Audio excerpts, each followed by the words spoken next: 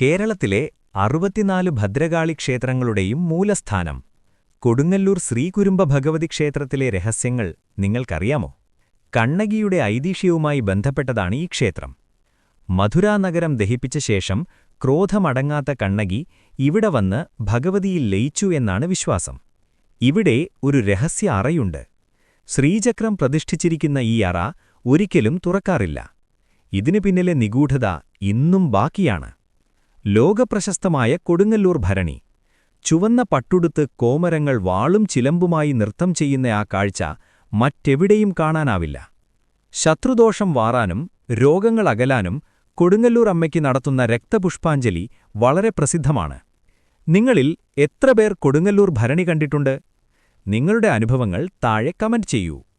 ഇതുപോലുള്ള പുണ്യക്ഷേത്രങ്ങളുടെ കഥകൾക്കായി ഈ പേജ് ഇപ്പോൾ തന്നെ ഫോളോ ചെയ്യൂ. അമ്മയുടെ അനുഗ്രഹം എല്ലാവർക്കും ഉണ്ടാകട്ടെ.